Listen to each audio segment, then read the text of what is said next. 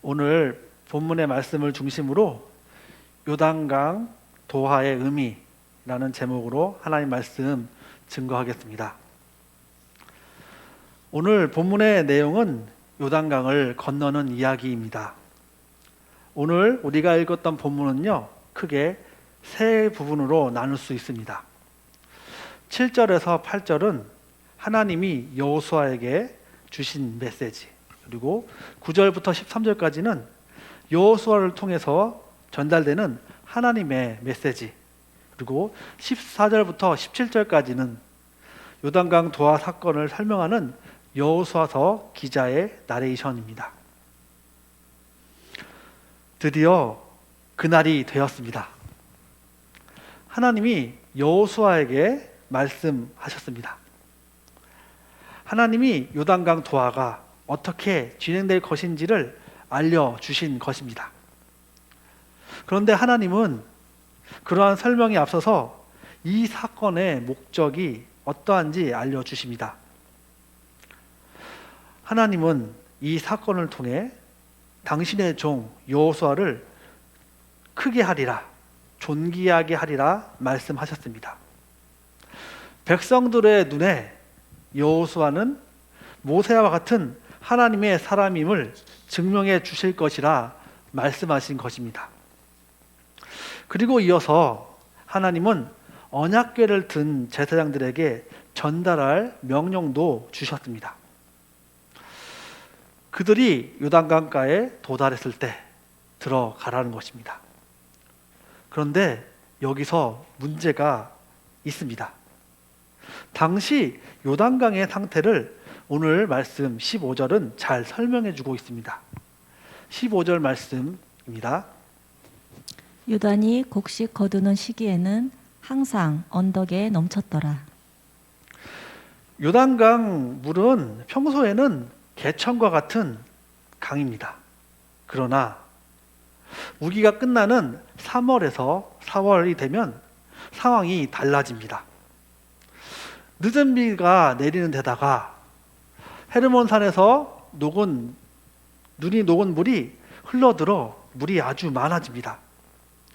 오늘 본문에서 이스라엘 백성들이 건너가야 될 위치는 요단강의 염에 가까운 하류입니다. 그곳의 물이 언덕 위로 넘칠 정도로 많이 흘렀습니다.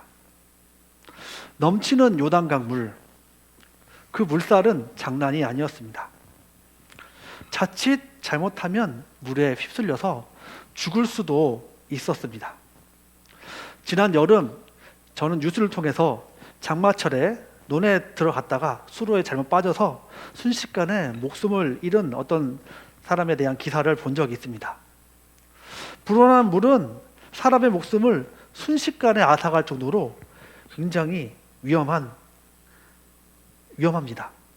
이처럼 언약궤를 든 제사장들에게 주어진 하나님의 명령은 목숨을 걸어야 하는 위험한 명령이었습니다. 그리고 오늘 본문은 여호수아가 하나님의 말씀을 전달하는 장면으로 전환됩니다. 9절에서 여호수아는 하나님의 말씀을 전달해 주기 위해서 백성들을 불러 모읍니다. 그리고 여호수아는 오늘 그들 앞에서 보여주는 이적이 살아계신 하나님이 가나안의 7 족속들을 확실하게 쫓아낼 것이라는 증거가 될 것임을 전합니다. 그리고 언약궤가 그들 앞서서 요단강에 들어갈 것이며 그들에게 12지파의 한 사람씩을 택하라고 명령합니다. 그리고 마지막으로 언약궤를 든 제사장들이 물에 들어서면 흐르던 물이 멈출 것이라고 말하였습니다. 그리고 이제 14절에서 17절이 이어지는데요. 이 14절에 17절은 여호수아 기자의 요단강에 대한 설명입니다. 기자는 실제로 어떻게 하나님의 말씀이 이루어졌는지를 기술하고 있습니다. 백성들은 하나님의 말씀을 듣고 그들이 3일간 머물렀던 그 요단강가의 캠프를 철거합니다. 모든 짐을 다 꾸리고 있을 때 언약궤는 그 백성들보다 먼저 출발하여 요단강으로 향하여 들어갑니다. 그 궤는 백성들과 1km 정도의 간격을 유지하여 이동하였습니다. 언약궤가 물가에 도착하고 제사장들은 하나님의 명령에 순종함으로 그 발을 강물에 담갔고 그들의 발이 강물에 들어서자 그들이 있던 곳으로서부터 멀리 떨어진 사르단이라는 곳 근처에 있는 아담 성읍에서부터 물이 끊어졌습니다. 그곳은 요단강을 건너는 지점을 기준으로 약 30km 정도 떨어진 곳이었습니다. 그곳은 야복강이 지류가 합류되는 곳인데 야복강과 또 다른 강에서 흘러내리는 그 토사들이 갑자기 흘러내리는 토사들이 그 아담 성읍 앞에서 일시적으로 쌓여서 댐을 형성한 것입니다. 자연적으로 형성된 그 댐으로 인해서 그 아담 성읍 아래부터의 요단 계곡은 서서히 말라갑니다. 그리고 그 요단강이 다 말랐을 때 백성들은 그 마른 땅을 통하여 요단강 건너편으로 건너갑니다. 이 사건은 이스라엘 백성들이 출애굽을 한 후 약 40년이 지난 시점에서 벌어진 사건입니다. 아주 많은 사람들이 그 마른 요단강을 통해서 건너갔습니다. 아이에서 어른까지 또 남녀노소 가축과 그 짐을 수른 수레도 모두 건너갔습니다. 그렇게 백성들이 그 요단강을 건너갈 때 여호와의 언약궤는 그 마른 땅 중앙에서 멈춰 서 있었습니다. 백성들이 안전하게 건널 수 있도록 지키고 있었던 것 같습니다. 그리고 그 모든 백성들이 건너며 오늘 본문은 끝이 납니다. 성경에서 나오는 각각의 기적에는 메시지가 숨겨져 있습니다. 요단강이 마른 땅이 된 사건은 하나님이 목적을 가지고 증거로 보여주신 사건입니다. 오늘 본문 여호수아서 3장의 요단강 도하 사건을 통해서 의도하신 하나님의 목적은 무엇일까요? 여러 가지가 있겠지만 저는 오늘 3가지만 이야기하려 합니다. 첫 번째, 여호와 하나님이 지금도 살아계시며 온 땅의 주인 되심을 보여주기 위함이었다. 먼저 10절 말씀을 함께 읽겠습니다.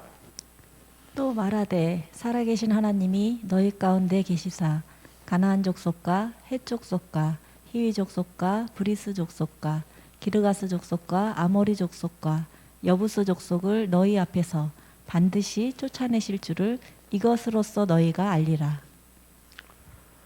오늘 본문 10절에서 살아계신 하나님이 가나안의 7 족속들을 그들 앞에서 반드시 쫓아내실 것이라고 하셨습니다. 그리고 오늘 이 요단강이 마른 사건이 그 약속에 대한 증거가 될 것이라고 말씀하십니다. 하나님이 이렇게 하실 수 있는 명분이 무엇일까요? 11절과 13절에는 등장하는 언약궤의 명칭에서 드러납니다. 11절과 13절입니다.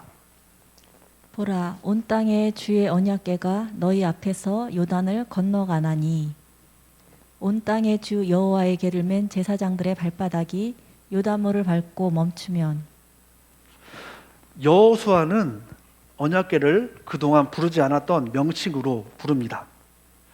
새로운 수식어를 등장시켜 말하고 있습니다. 온 땅의 주인의 언약궤, 온 땅의 주 여호와의 궤.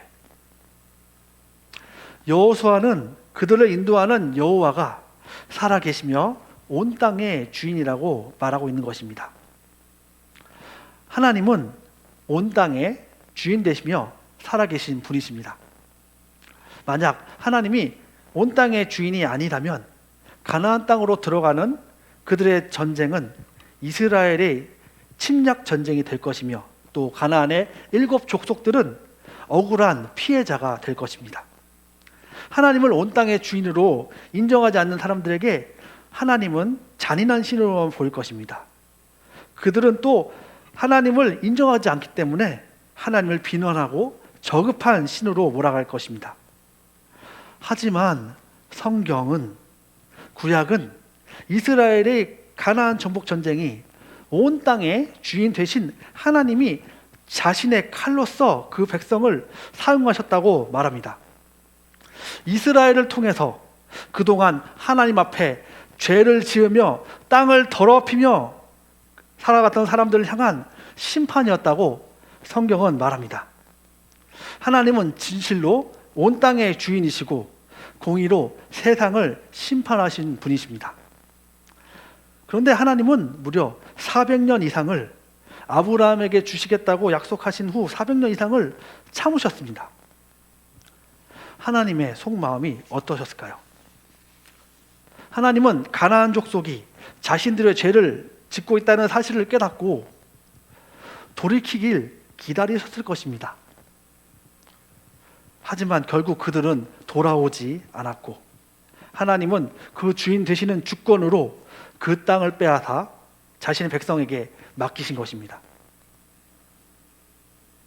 이 메시지는 과거뿐만 아니라 오늘날에도 동일하게 적용됩니다. 지금도 하나님은 온 땅의 주인이 되십니다. 그리고 하나님 앞에서 모든 사람들은 죄인입니다. 로마서 3장 23절은 온 인류의 참혹한 실상에 대해서 다음과 같이 이야기하고 있습니다. 3장 23절입니다. 모든 사람이 죄를 범하였음에 하나님의 영광에 이르지 못하더니. 아담 이후에 모든 사람들은 하나님을 주인으로 인정하지 않는 죄를 짓고 살아갑니다. 그리고 자신이 주인이 되어서 자신의 욕심에 따라 살아가면서 죄를 짓고 살아갑니다.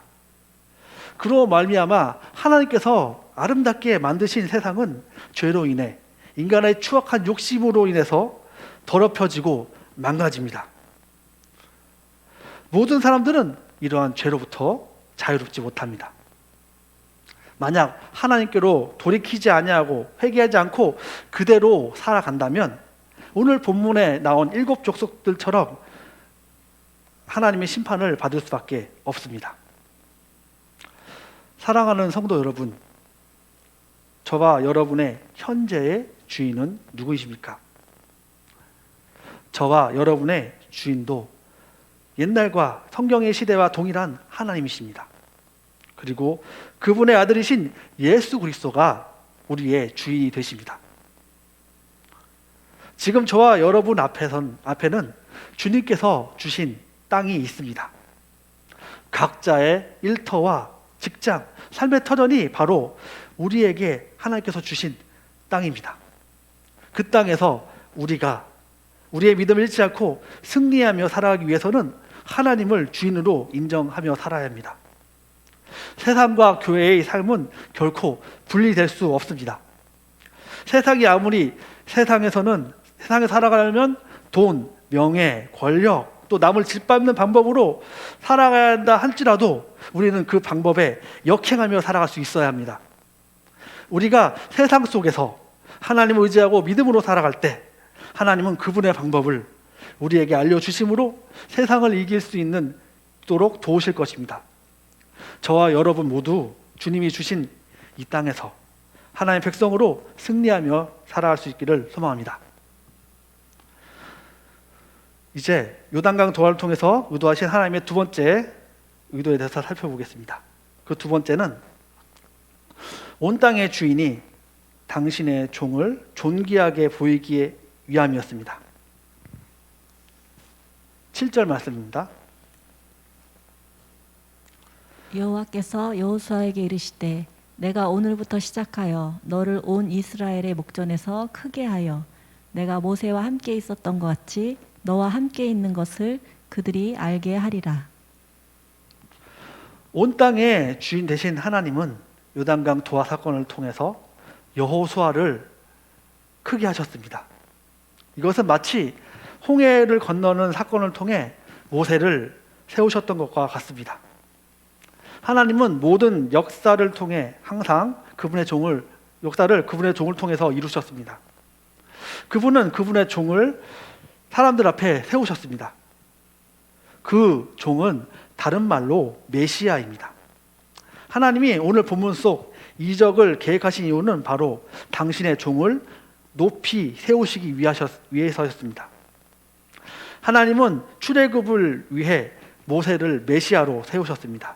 그리고 모세를 이어 가나안 정복과 당신의 아브람과의 언약을 완성시키기 위해서 여호수아를 세우셨습니다. 구약 성경 속에서 하나님은 여러 메시아들을 세우셔서 당신의 일을 이루셨습니다. 구약의 수많은 메시아는 앞으로 올 참된 메시아를 보여주는 그림자였습니다. 하나님은 당신의 선지자들을 통해서 진짜 메시아가 올 것을 알려주셨습니다. 그리고 이스라엘 백성들이 요단강을 건넌 사건으로부터 1000년 후 그 동일한 장소에서 한 사람이 여리고 맞은편 요단에서 요단강으로 들어섰습니다. 그리고 그곳에서 요한이라고 불리는 침례자로부터 침례를 받았습니다. 하나님은 여호수아를 높이셨던 동일한 장소에서 오리라고 예언된 엘리야를 통해서 선포하십니다. 보라, 세상 죄를 지고 가는 하나님의 어린 양이로다. 그리고 예수님이 침례를 받고 올라오신 후 하나님께서는 이렇게 말씀하셨습니다. 이는 내 사랑하는 아들이요 내 기뻐하는 자라. 또 그곳에서 성령님이 비둘기같이 임하셨습니다. 하나님은 여호수아를 높이셨던 그 장소에서 또 다른 메시아, 이전과 비교할 수 없는 그 메시아, 구약의 모든 성경에서 오시리라 예언된 이스라엘 회복을 위해 예언된 그 메시아를 세우신 것입니다. 그런데 하나님이 예수님을 통해서 회복시킬 이스라엘 나라는 육신적인 국가가 아니었습니다. 오히려 영적 의미의 이스라엘이었습니다. 예수님은 그러한 사명을 가지고 이 땅을 살아가셨습니다. 그리고 그분은 온 인류를 위한 구원을 완벽하게 이루셨습니다. 요단강을 건너는 사건은 자주 죽음과 비견됩니다. 장례식장에서 자주 부르는 찬양이 있습니다. 며칠 후 요단강 건너가 만나리. 며칠 후 요단강 건너가 만나리. 예수님은 죽음으로 묘사되는 요단강을 통과하여 하나님께로 갈 수 있는 길을 여셨습니다. 그분의 죽음과 부활은 바로 그러한 사건이었습니다. 하나님은 예수님을 끊임없이 높이시고 세우셨습니다. 그분의 공생의 기간에 수많은 기적들을 통하여 세우셨고, 그리고 하나님은 예수님의 부활을 통해서 높이 세우셨습니다. 부활을 의미하는 헬라어 단어는 아나스타시스입니다. 아나스타샤라는 러시아 여자의 이름 들어보셨죠? 그 이름도 이 단어와 동일한 어원을 가진 단어입니다. 부활과 관련된 이름인 것입니다. 이 단어는 다시란 의미의 아나와 세우다는 의미의 시스템이란 동사가 합쳐진 명사입니다. 즉, 부활은 예수님을 하나님께서 다시 세우신 사건입니다. 마치 요단강이 마른 땅이 된 것처럼 예수님을 따라야 하는 증거로 부활을 사용하신 것입니다. 사도행전 17장 31절 말씀 함께 읽겠습니다. 이는 정하신 사람으로 하여금 천하를 공의로 심판한 날을 작정하시고 이에 그를 죽은 자 가운데서 다시 살리신 것으로 모든 사람에게 믿을 만한 증거를 주셨음이니라 하니라. 아멘. 사랑하는 성도 여러분, 지금은 말세입니다. 그리고 이 말세에서 하나님은 그분의 사역을 위해 당신의 종 예수 그리스도를 높이 크게 하셨습니다. 하나님이 그분을 높이 세우신 것은 그분이 세상에서 하나님께로 돌아갈 수 있는 유일한 길이기 때문입니다. 높이 세워진 그분을 바라보고 당신께로 오라는 것입니다. 그런데 근래에 참 많은 스스로 선 자들이 등장했습니다. 고인이 된 문선명, 정명석, 신천지의 이만희 등 정말 많은 스스로 세워진 메시아들이 있습니다. 우리나라에 무려 50명 이상의 자칭 예수님과 하나님이 있다고 합니다. 그만큼 하나님의 때가 가깝다는 의미일 것입니다. 이런 자들은 말세에 나타날 예언된 적그리스도들입니다. 저와 여러분 모두 이러한 미혹에서 넘어지지 않고 끝까지 하나님께서 유일하게 세우신 예수님을 온전히 바라봄으로 승리하는 삶을 살아가는 저와 여러분 되기를 소망합니다. 이제 마지막으로 요단강 도하를 통해서 하나님이 목적하신 세 번째를 알아보려고 합니다. 세 번째는 이스라엘이 가나안 정복을 위한 필승 전략이 바로 하나님이 함께 하심을 보여주기 위함이었습니다. 함께 하심이라 보여주기 위함이었습니다. 하나님의 함께 하심이 이스라엘의 유일한 전략이었습니다. 언약궤는 하나님이 그들과 함께 하심의 상징이었습니다. 그러한 언약궤는 백성들이 요단강을 건너는 과정에서 매우 중요한 역할을 하였습니다. 요단강이 넘쳐 흐르고 있을 때 가장 먼저 요단강 안으로 들어갔고, 백성들이 건너는 기간에 그 백성들이 건너는 순간 요단강 중앙에서 꿋꿋이 서 있었으며, 그리고 모든 백성들이 다 건너간 후에 이 언약궤는 그 후에 올라갑니다. 하나님은 이렇듯 당신의 임재의 상징을 요단강 건너는 과정에 앞서였습니다.